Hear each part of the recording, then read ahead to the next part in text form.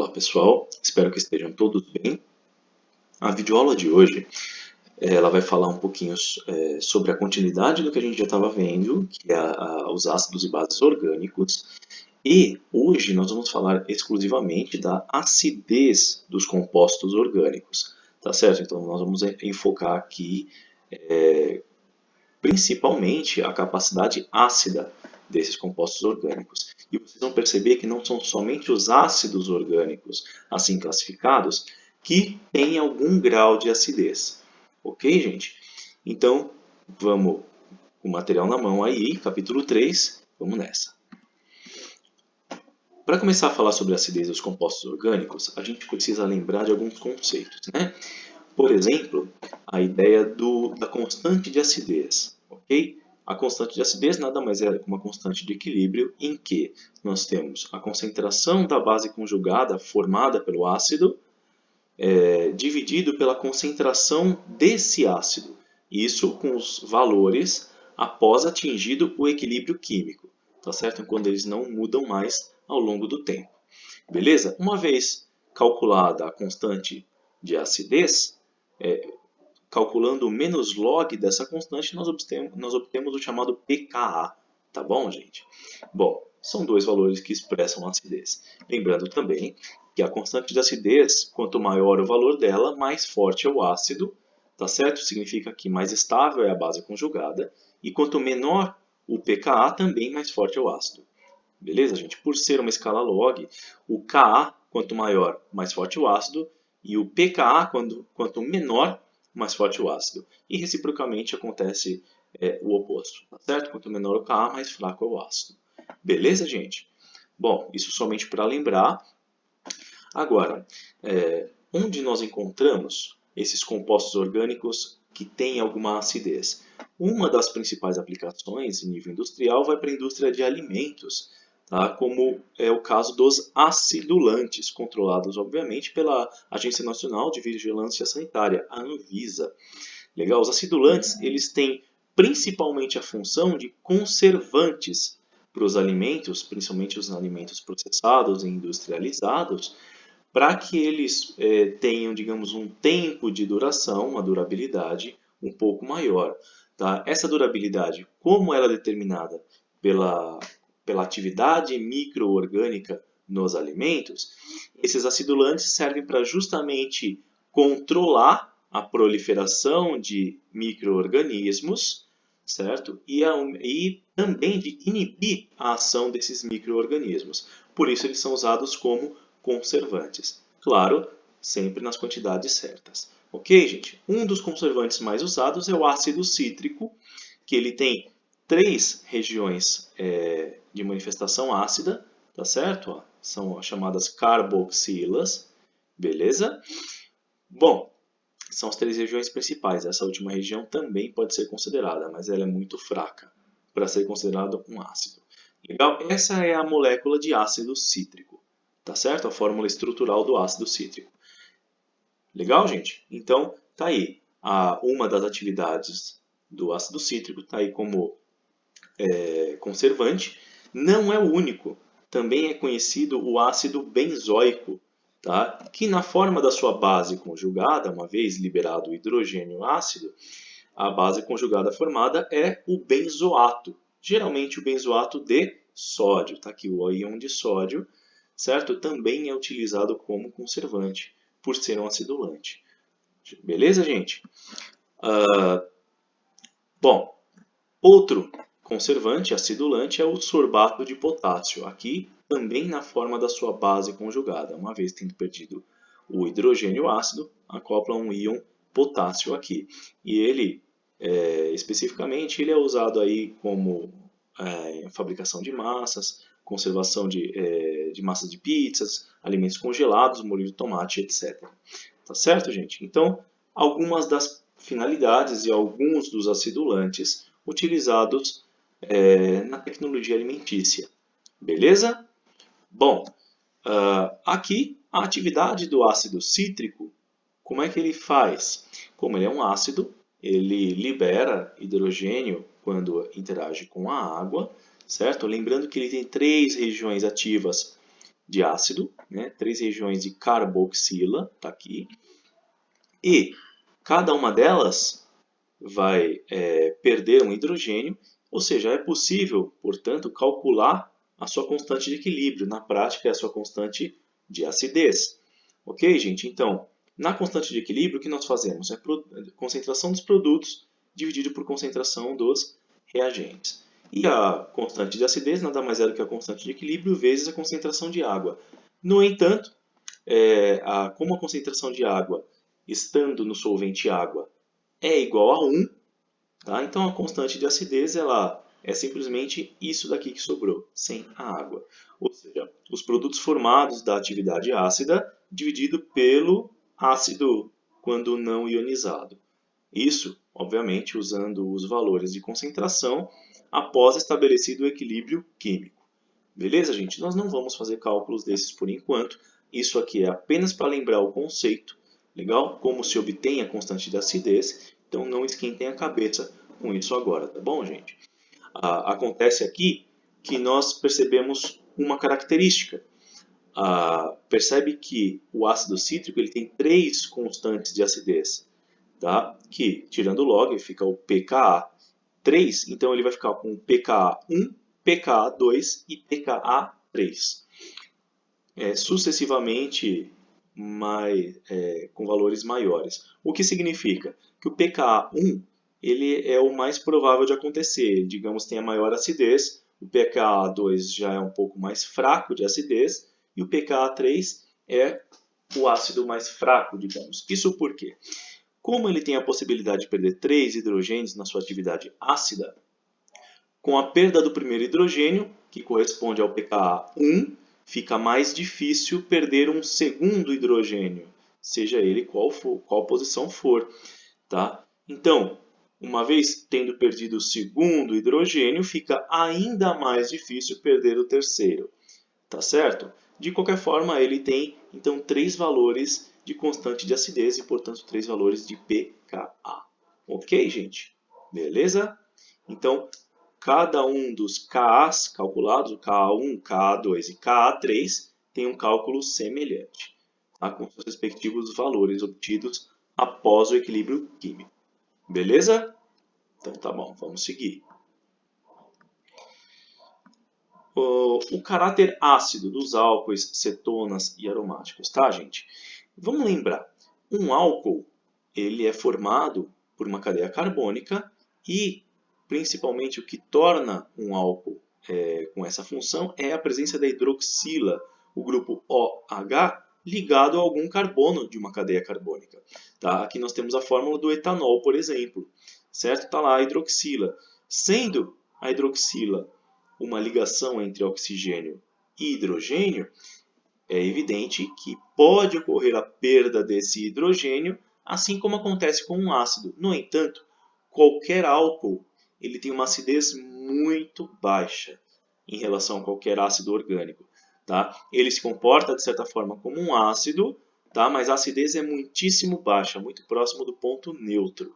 Tá certo, gente? Mas existe aí um pH para qualquer álcool um pouquinho abaixo do ponto neutro, que é o ponto 7, né? O pH é igual a 7. Então os álcools eles têm um pH um pouquinho abaixo, geralmente. Beleza? Agora, um ácido orgânico, como é que ele funciona? Vamos aqui pegar um exemplo genérico, né? Esse daqui é o ácido etanóico, não está aqui o nome. Tá? Em sua atividade ácida, ele deve perder esse hidrogênio aqui, que está ligado ao oxigênio, né? Certo? E aqui nós vamos representar o mecanismo da reação, dessa interação do ácido com a água. Essa aqui é a molécula de água, né? Hidrogênio, oxigênio, hidrogênio. Uma vez que ocorre a presença da água na presença do ácido, a água ela deve utilizar um desses pares de elétrons ao redor do oxigênio, esses pares de elétrons não ligantes. Desses pares de elétrons ele deve capturar o hidrogênio do ácido. Uma vez capturado o hidrogênio do ácido, essa ligação entre oxigênio e hidrogênio vai se romper, certo? Rompida essa ligação, os elétrons dela são capturados pelo oxigênio. Como ele é mais eletronegativo, ele fica com os 2 elétrons. Tá? Então aqui é basicamente o divórcio e quem fica com os bens é o oxigênio. Legal? Vai formar algo assim. Então o oxigênio tendo um elétron além do que ele tinha inicialmente, que é o elétron do hidrogênio, ele fica negativo. E a água com o hidrogênio a mais, e sendo que esse hidrogênio não tem o elétron que pertencia a ele, fica positivo. Então nós temos aqui o íon hidrônio, certo? H3O+, e no caso aqui o ânion formado pelo ácido inicialmente. Isso aqui é a base conjugada do ácido, né? E esse aqui é o ácido conjugado da água. Legal, gente? Então, tá lá, ânion e cátion, eles vão formar a ligação iônica. Legal? Isso é a formação do... Esse é o mecanismo de reação, na verdade, de um ácido orgânico qualquer. Tá? Um ácido que contém a carboxila, não é um ácido, a atividade ácida de um álcool. Legal, gente? Bom, acontece que essa espécie formada aqui, essa base conjugada do ácido, ela pode passar por um processo chamado ressonância. Tá? Nesse processo, em que você tem um dos oxigênios ligados ao carbono por ligação dupla e o outro ligado por ligação simples, tendo uma carga, um elétron a mais, uma carga negativa, esse elétron ele pode formar uma nova ligação com o carbono e desligar a segunda ligação do outro. E esse processo acontece sucessivamente, ou seja, é como se a dupla ligação saísse de cima e fosse para baixo, e depois vai de baixo para cima. Isso é um processo que acontece várias vezes por segundo, certo? Isso é a ressonância. É a troca de posição dessa ligação dupla, porque os dois ligantes do carbono são idênticos, são dois oxigênios, tá? Com as mesmas propriedades. Isso é a ressonância, é a mudança de posição de uma das ligações da ligação dupla. Legal? Tem várias aplicações. E por caso vocês tenham interesse, eu deixei o link aí também no roteiro de aula para que vocês possam acessar e ver um vídeo, né, a partir dos orbitais moleculares, como que acontece o processo da ressonância, como é que acontece essa troca de posição da ligação dupla. Legal? Tá lá o vídeo no YouTube, eu recomendo acessar, é bem interessante. Bom, ainda falando sobre o caráter ácido, vamos falar sobre a força dos ácidos, né? Ou seja, da acidez de fato. Nós vimos que ela pode ser representada pela constante de acidez e pelo menos log dessa constante, que é o pKa. Vamos lá. Observando essas quatro substâncias, nem todos são orgânicos, né? Como a gente vê, a água não é, e o fluoreto de hidrogênio, ou ácido fluorídrico, também não é. Essas quatro substâncias, elas têm, cada uma delas, uma possível constante de acidez, tá? Uma possível acidez. O que nós avaliamos aqui? E por que esses desenhos são tão coloridos? Esses desenhos representam por cores os seus mapas um mapa de potencial eletrostático. Tá? O que acontece? Aqui vocês vão verificar qual é o nível de polaridade de cada substância. Tá? Por exemplo, o metano ele é uma substância apolar. Então, o mapa de potencial eletrostático ele não mostra nenhuma polaridade na molécula. O que já acontece com a amônia. A amônia é uma molécula polar, tá? Em que o polo negativo fica ao redor do átomo fica próximo do átomo de nitrogênio e o polo positivo fica próximo dos átomos de hidrogênio. Então é uma molécula já polar. A água tem uma polaridade um pouco maior, percebe pela divisão de cores, né? A difusão de cores aqui, em que o mapa de potencial ele já apresenta mais cores, portanto a água é uma substância mais polar. E o fluoreto de hidrogênio é a mais polar de todas, o que significa que ao redor dessa molécula os polos formados são mais fortes, por assim dizer, tá? Então, o fluoreto de hidrogênio é a substância mais ácida dentre elas. Isso porque ele tem a maior polaridade dentre as moléculas apresentadas. Está lá, o aumento da acidez vai do metano, passando pela amônia, pela água e, por fim, chega no fluoreto de hidrogênio, ou seja, ácido fluorídrico. Tá? Indicando que quanto mais polarizada a ligação, né, maior é a acidez da substância. Legal, gente? Vamos aproveitar então esse conceito para ver a próxima comparação que vai surgir. Legal? Aqui estão os respectivos pKa's. Como já era esperado, o pKa do fluoreto de hidrogênio é o mais baixo dentre essas substâncias, indicando que ele é o mais ácido. Tá? Bom, existe mais um critério que mostra que, mesmo observando a tabela periódica, mesmo na família do flúor, que são os halogênios, existe um aumento da acidez, ou seja, existem substâncias mais ácidas que o próprio fluoreto de hidrogênio, que são o ácido clorídrico, ácido bromídrico e ácido iodídrico, formados pelos outros 3 halogênios. Né? Os halogênios são flúor, cloro, bromo e iodo. E o ácido feito a partir do iodo é o mais forte de todos os 4. Tá? Isso porque nós percebemos que, como o flúor é o elemento mais eletronegativo dentre os 4, ele atrai mais fortemente elétrons para si e fortalece a ligação flúor-hidrogênio. O resultado é que, se a ligação flúor-hidrogênio é mais forte do que cloro-hidrogênio, bromo-hidrogênio e iodo-hidrogênio, então esse hidrogênio aqui dificilmente vai ser perdido pela sua atividade ácida. Tá? É mais fácil esse hidrogênio ligado ao cloro ser perdido, é mais fácil ainda esse hidrogênio ligado ao bromo ser perdido, e mais fácil ainda o hidrogênio ligado ao iodo. Tá? Então, o ácido mais forte é o ácido feito a partir do iodo, e a base mais forte dentre esses 4 seria a base feita a partir do flúor. Então, resumindo, o flúor mantém o hidrogênio mais fortemente ligado a si. Tá? E a atividade ácida pressupõe a liberação do hidrogênio. Um ácido mais forte libera hidrogênio mais facilmente, certo? Então, desses 4 elementos, o ácido mais forte é o ácido de iodo e a base mais forte é a base feita a partir do flúor. Beleza? Então, vamos seguir. Agora, também analisando a força ácida, nós verificamos que existe um critério baseado no tipo de hibridização do carbono, ou seja, em quantas ligações o carbono está fazendo. Tá? Por exemplo, aqui nós temos o etano. Tá? O etano ele é formado por 2 carbonos ligados por uma ligação simples entre si, e o restante é hidrogênio. Para ele liberar esses hidrogênios fica muito difícil, tá? Porque todas as ligações elas têm mais ou menos a mesma força, é uma substância bastante estável. Dificilmente, então, esse carbono vai liberar um hidrogênio, qualquer um dos 2 carbonos, que são idênticos. Agora, quando entre os carbonos existe uma ligação dupla, a hibridização sp2, percebe que o pKa já diminuiu, ou seja, a acidez aumentou. É mais fácil, então, um dos hidrogênios ser liberados pelo carbono do que quando ocorre em ligação simples. Tá certo? Isso por quê? Porque entre os carbonos existe maior estabilidade, essa ligação é mais forte e, portanto, a ligação entre carbono e hidrogênio fica um pouco mais fraca. Mais fácil o hidrogênio sair. O resultado é um pKa mais baixo, uma acidez um pouco maior. Tá certo?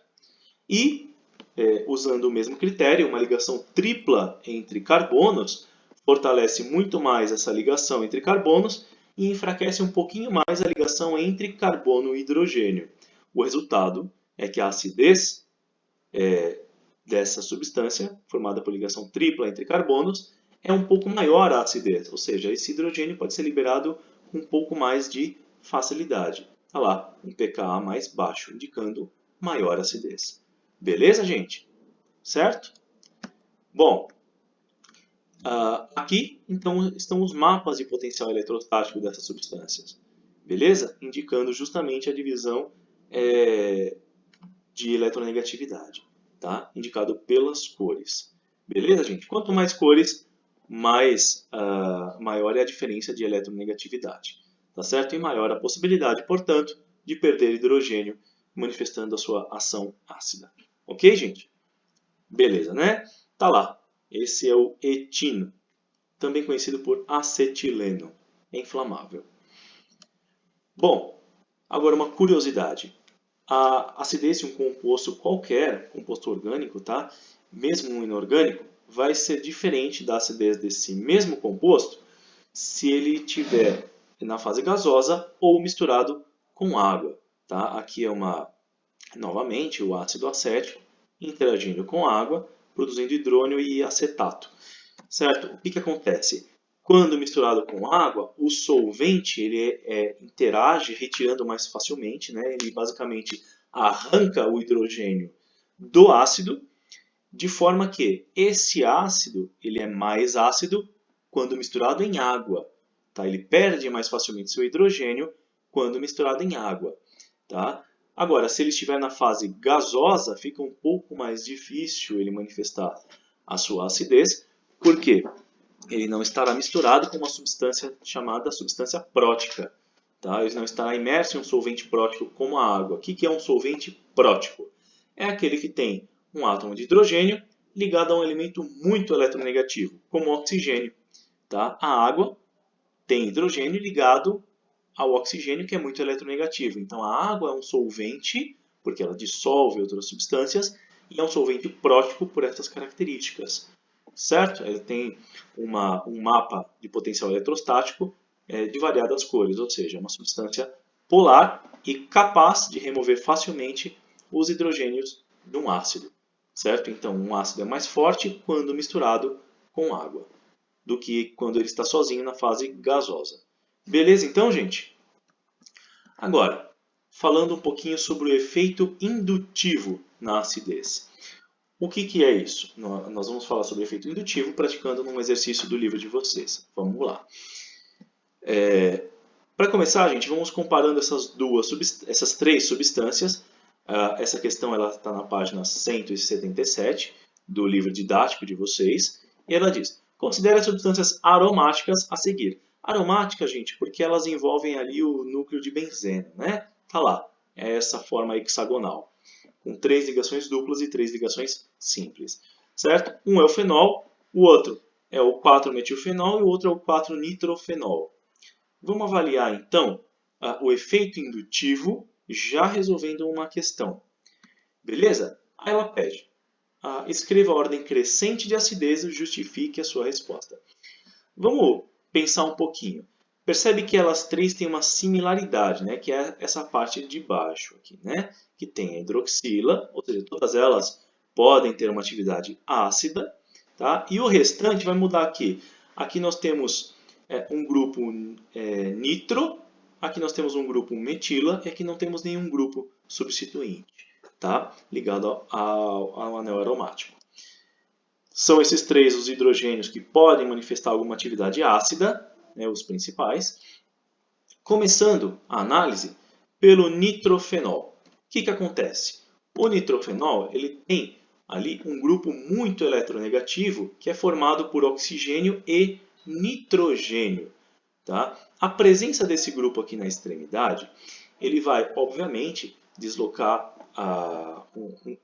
ligeiramente a nuvem eletrônica de toda a molécula, e o resultado é que o efeito gerado, o efeito observado na ligação entre oxigênio e hidrogênio aqui, é que ele cria um efeito indutivo negativo.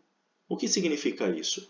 Que a presença desse grupo nitro aqui em cima enfraquece a ligação entre oxigênio e hidrogênio, tá? Justamente pelo fato de ter elementos muito eletronegativos aqui, eles são capazes de deformar ligeiramente a nuvem eletrônica da molécula inteira, enfraquecendo, então, essa ligação entre oxigênio e hidrogênio. O resultado é que esse hidrogênio vai ser mais facilmente liberado, já que essa ligação é fraca, e, portanto, esse das três substâncias é o composto de maior acidez. Tá? E então, novamente, ele cria esse grupo muito eletronegativo, cria efeito indutivo negativo. Significa que ele enfraquece a ligação OH aqui do ácido, da região da parte ácida da molécula. Beleza, gente? Vamos colocar então essa substância como a mais ácida das três. Ok? Vamos observar a do meio, o metilfenol. O que acontece? Esse grupo ele já é um grupo de baixa eletronegatividade. Tá? Em relação a nitrogênio e oxigênio, o carbono ele não exerce muita atração por elétrons. tá? E a diferença de atração entre carbono, a diferença de eletronegatividade entre carbono e hidrogênio é pequena. Então eles têm praticamente a mesma eletronegatividade. O resultado é que não ocorre uma deformação da nuvem eletrônica e, portanto, ele cria um efeito indutivo positivo. Ao invés de enfraquecer então a ligação entre oxigênio e hidrogênio, ele fortalece a ligação oxigênio-hidrogênio. Resultado, esse hidrogênio dificilmente vai conseguir ser liberado, que seria a sua atividade ácida. Como é difícil dele ser liberado, ele é um ácido muito fraco. Então essa é uma substância de menor acidez do que a primeira. Certo, gente? Beleza, né? Então, observando a última substância, o fenol, percebe que o fenol ele já não tem um grupo substituinte. Então, ele não cria nem um efeito indutivo negativo, nem um efeito indutivo positivo. O resultado é que ele fica no meio do caminho, entre os dois efeitos indutivos, e comparando com as duas outras substâncias, acontece que ele não vai criar nenhum tipo de alteração na ligação entre oxigênio e hidrogênio. Tá? Por isso ele fica no meio do caminho. Então, dentre as três substâncias, ele tem uma acidez intermediária. Certo? Colocando então as substâncias em ordem crescente de acidez, ficaria o metilfenol como a menos ácida, o fenol como a intermediária e o nitrofenol como a substância mais ácida, a que libera mais facilmente o hidrogênio. Certo então, gente? Bom, espero que vocês tenham entendido. Qualquer dúvida, vocês têm a reunião via Zoom e tem o meu e-mail para tirar dúvidas caso você seja muito tímido. Muito obrigado aí pela atenção de todos vocês. Até a próxima videoaula e que a força esteja com vocês. Valeu, galera. Abração.